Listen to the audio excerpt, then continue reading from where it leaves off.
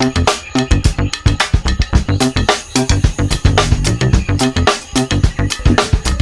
to Medical Blast, your favorite medical podcast, when we discuss about different topics of embryology. My name is Slater Villavicencio, Stephanie Chispon, and Rosita Noblecilla.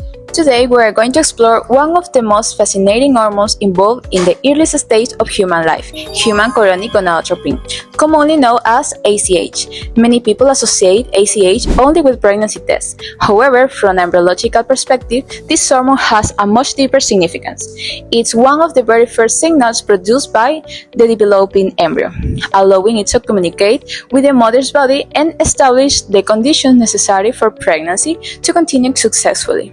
Throughout this podcast, we will discuss where ACH comes from, how it's produced, its role during embryologic development, for demonstrate why hormone is essential for human life. So let's begin with these embryological origins. Now, to understand the importance of ACH, Slater, could you tell us how embryonic development begins and what point this hormone appears? Of course. To understand HCG, we first need to understand the earliest stage of embryonic development. Everything begins with fertilization, when a sperm cell fuses with a co-zygote, creating a single cell called zygote.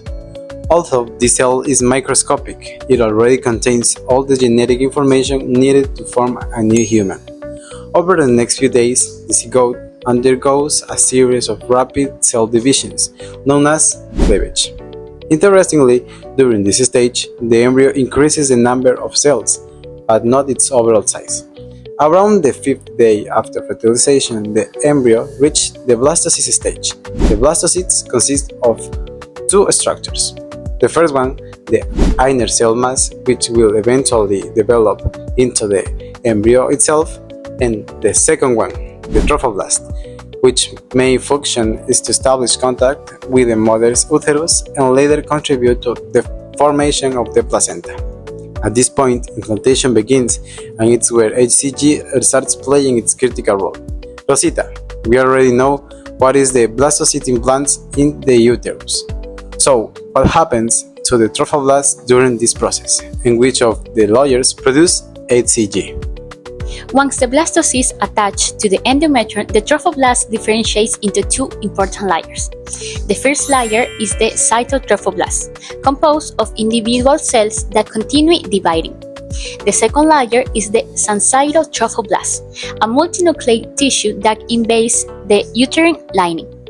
This invasion is not harmful.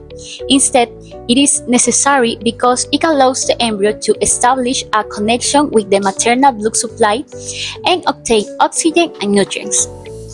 The syncytotrophoblast is the tissue responsible for producing the hormone human chorionic gonadotropin. That is one of the first hormones secreted by the embryo itself, even before the embryo develops organs such as the hair or brain. Now that we know where ACJ comes from, why is this hormone so important for the first pregnancy weeks? Stephanie? One of the most important functions of ACH is maintaining the corpus luteum. The corpus luteum forms in the ovary after ovulation and it survives for only about 2 weeks. If pregnancy does not occur, it degenerates and progesterone levels decrease and menstruation begins. However, when implantation is successful, the embryo starts producing ACH. This hormone rescues the corpus luteum and prevents it from degenerating. As a result, the corpus luteum continues producing progesterone, one of the most important hormones during early pregnancy. Progesterone keeps the uterine lining thick, stable, and rich in blood vessels, creating the ideal environment for embryonic growth. Eventually, around the end of the first trimester, the placenta becomes mature enough to produce progesterone on its own. At that point, the corpus luteum is no longer essential. It is because AGC is produced almost immediately after implantation. Doctors can detect pregnancy very early. Its concentration usually double every 24 to 48 hours during the first weeks. This predictable increase provides valuable information about embryonic development. Also, the doctors combine laboratory results with ultrasound examinations and clinical evaluation. This integrated approach allows specialists to discussing between healthy pregnancy and conditions such as miscarriage, ectopic pregnancy, or gestational trophoblastic disease. Understanding HCG allows us to appreciate how remarkable human development truly is. Even before the embryo develops recognizable organs, it is already coordinating complex hormonal processes that ensure its own survival.